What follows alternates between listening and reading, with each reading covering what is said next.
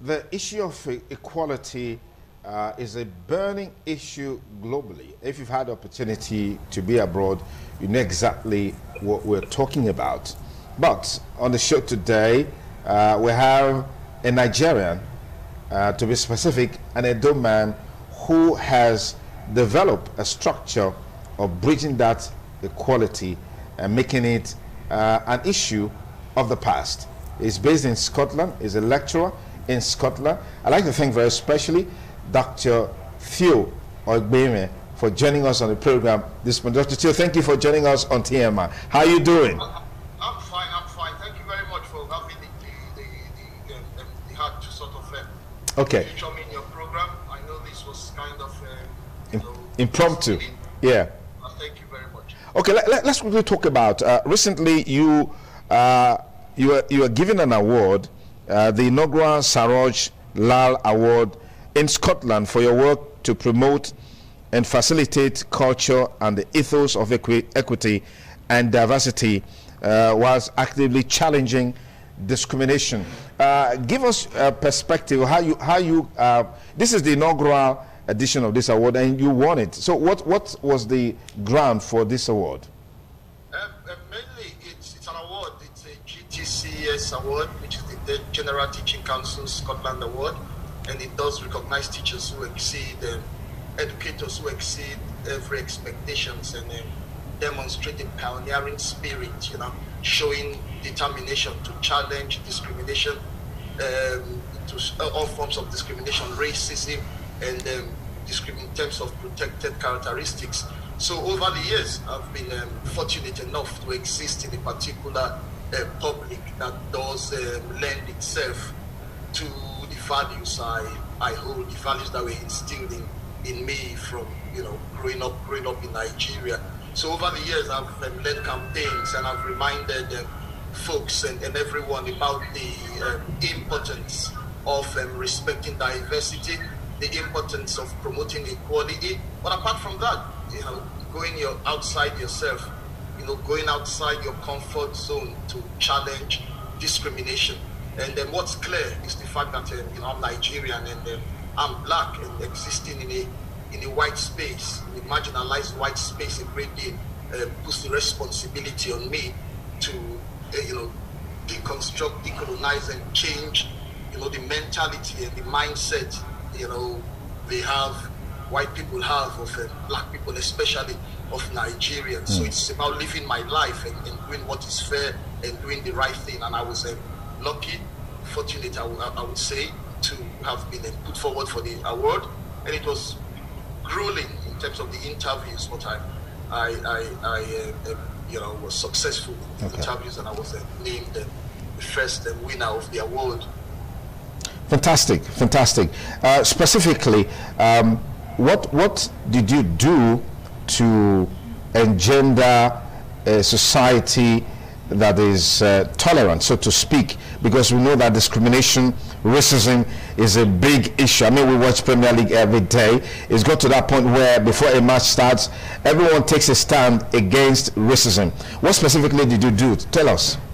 I think mainly it was from the viewpoint of education. It's just educating, because most of these racist incidents emanate from folks who are prejudiced.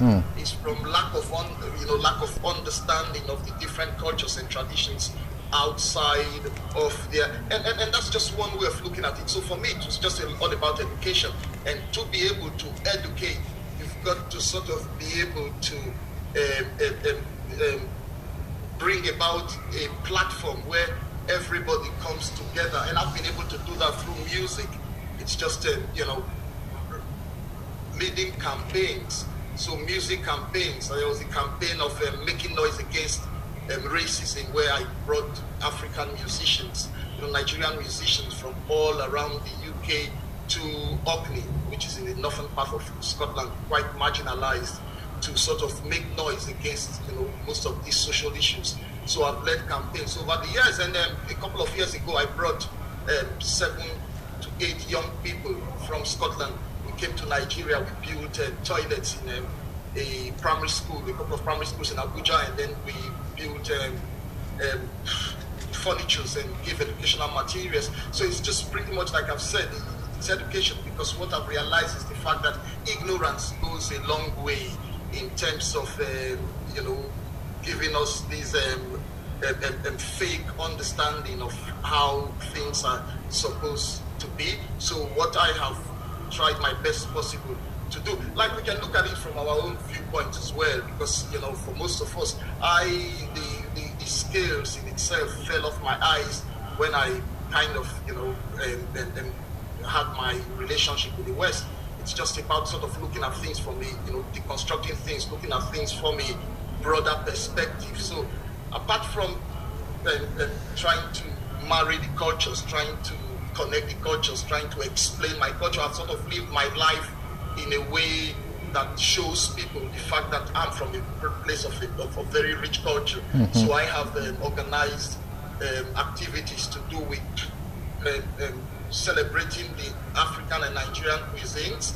You know, I have brought speakers from far and wide outside of here, and I have, as well as that, led lots of campaign to first of all, you know, shed light on the viewpoint, looking at things from the viewpoint of social justice. Okay. It's not the viewpoint of them looking at themselves like white messiahs, but that's not what it is. It's looking at things from the viewpoint of social justice, where what is right, you know, is right. Okay. So is a pretty thing. Okay. So it's justice in terms of, you know, the provision of education. It's justice in terms of, you know, having roof over everybody's head. It's justice from the viewpoint of respecting everybody, from the viewpoint of protected characteristics. So if somebody's skin color is different, for example, is getting over it.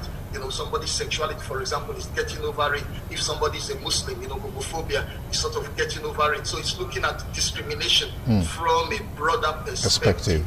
Okay, fantastic. Just before we let you go, because I know it's a very busy time for you there in Scotland. Quickly, let's share. I mean, I'd like you to share this thought with us on to what extent all of these efforts that you are making yielding a desired result in terms of changing the mindset, changing the narratives about equality, about racism, and all of those stuff. It's going a long way. I have had you know, folks, governmental organizations contacting me, and it says a lot that they are more than willing to deconstruct and decolonize most of the equality policies. So the Race Equality and Anti-Racism in Education program, which is a curriculum reform subgroup, have contacted me to see how to help consider and identify actions that will help promote and embed race equality so as to decolonize the curriculum, looking at Scotland's role in slave trade organization as well. So yes, it's starting to open doors, and I'm getting commitments and folks, because like I said earlier on, the main reason, you know, for the kind of issues I'm trying to raise awareness towards is the viewpoint, like I said, from the viewpoint of ignorance. It's you know, for certain individuals, it's the fact that they don't really know, they've not got the lived experience, and as a black man, it is sort of sharing this lived experience with them to make them understand pretty much how I feel, and you know, we then go on from there. So it's just made, so it's sort of put me in a pedestal where I'm able to celebrate my race, I'm able to celebrate my tradition, and I'm able to celebrate my culture. Okay. You said you've done this through music and other activities. Does that suggest you are a musician as well? Yes, I've got the gift of musicianship, but it's not the gift of... It's not the honest. It's the gift of appreciating music, okay, and capitalizing and linking into the philosophy of music and the message of music. Okay. Use that as a nexus, you know, to connecting people and to connecting groups and to sort of making the community go. Fantastic. So what's the next big thing for Dr. THEO in line with this award that has come to you? Like you know, Sonny, when it comes comes to awards, awards in themselves, they do consolidate and sort of justify what's led to the award. Yeah. And what they do as well is that they reiterate the fact that you have to sort of continue to do more. So in my local community, I've set up the Opni Utwe Racism. Okay. It's just sort of kicking out racism. So together, I think I'm the only black person in the group. Wow. Comprising close to 100 to 250 people. So we are trying our best possible to actively. So it's not about, you know, talking about, it's about becoming an anti-racist. That is doing something to be able to raise awareness to the need for, you know, celebrating diversity. Because I would always say this, the fact that these wicked problems, these controversial issues are like a bowl of spaghetti where everything is intertwined, they are all connected. And to be able to deal with one, we've got to sort of approach them from a holistic perspective. And then that's pretty much how I see it all. Sorry. All right, let me say big thanks to you, Dr. THEO OGBEMHE, for finding time to be part of our conversation today on TMI. I'm looking forward to having the opportunity to talk with you again very soon, so we can talk more and explore more on some of these achievements. Thank you so much for the time. I want to say thank you very much for giving me the chance and opportunity. I know it was impromptu, but all the same, I thank you so much for giving me the space to express myself and to share this award with the beautiful people of Nigeria and the beautiful people of Edo State. Thank you very much, Dr. THEO. We are so proud of you. Congratulations one more time. Thank you very much. Thank you. Okay, it's the TMI Monday. That was Dr. THEO OGBEMHE, who is a teacher in Scotland, and recently he won the Saroj Lal Award for his work to fight racism and gender equality, and remove all the wrong narratives, mindset, and perspectives amongst the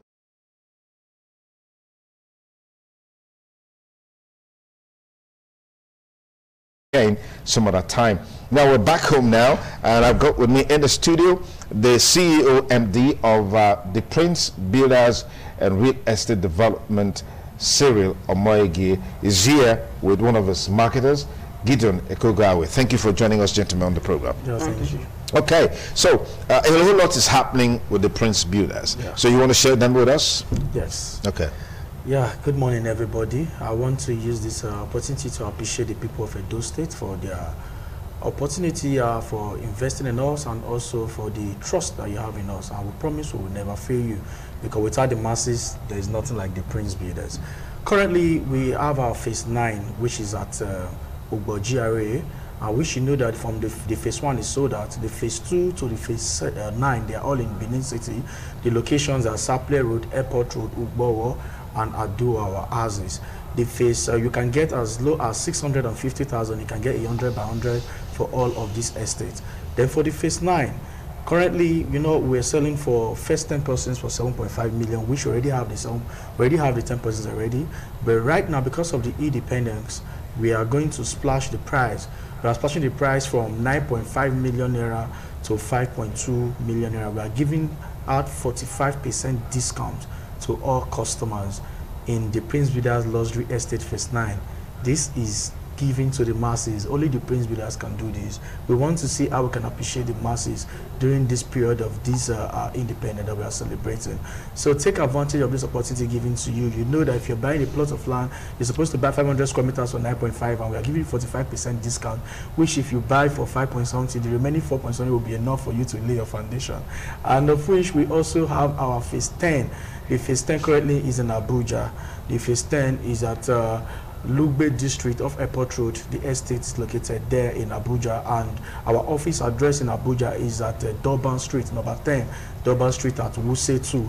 Take advantage of this opportunity given to you. If you're buying 400 square meters from the Prince Builders Luxury Estate, phase 10 in Abuja, we are selling for 8.5 million naira for 400 square meters. And for the 500 square meters in Benin at OGBEMHE, we are selling currently for 5.2 million, because we are giving 45% discount. The one in Abuja is the first 10 persons. That's what we are giving it out for that amount for the first 10 persons for 8.5. We are already getting some persons, but I have to bring it to where we came from. Okay, as I say, charity begins at home. It has always been like that. Okay, let's get Gideon in here.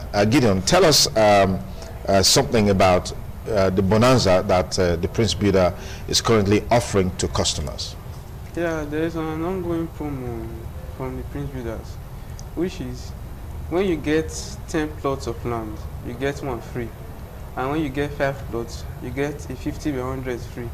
And also that when you refer a person to buy 10 plots, you get one free. And when you refer a person to buy a plot from the Prince Builders, you get a sum of 20,000 naira. Fantastic. You want to add something to that? Yes. In addition to that, we are celebrating our 14th year anniversary.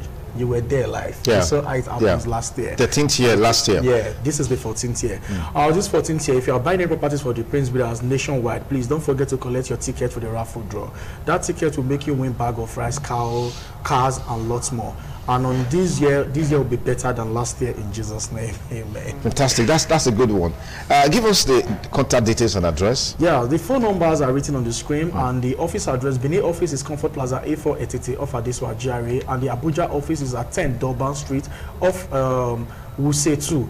And don't forget, the Prince Builders, if you are buying any properties from the Prince Builders, transactions are paid directly to the company accounts, not to any staffs of the Prince Builders. So if you pay any money to any staffs of the Prince Builders, or you actually pay cash, please, I want you to come to the office because we are doing some verifications in the office. So please and please, all transactions are done directly to the company account of the Prince Builders and Estate Developers Limited. Don't forget, as Avelia said, you buy 10 plots, you get 1 plot of land. You bring 10 persons, you get a plot of land. And also, if you buy a plot of land from us, you refer a person, you can get 20,000 naira for each transaction. And also, if you're an agent, you can come to the office and register as an agent. We have a better opportunity for agents. You can come to the office so that we can register as an agent. And when we register you, they will tell you our terms and conditions, and you can also work with us and be well paid. You ask there, either you are a mechanic, an engineer, you are a doctor, you can also work for the Prince Builders. You can work for people at home, refer a client and get 20,000 for each plot of land that they buy from the Prince Builders. And the Abuja office, we also need marketers, we need drivers, and we also need managers in the Abuja office. So you can write application letter to Durban, number 10 Durban Street, Wuse to Abuja. Okay. Thank you. Thank you very much. It's the TMI Monday. We'll take another break. We'll be having more interviews before we call it a wrap on the show. Don't go away.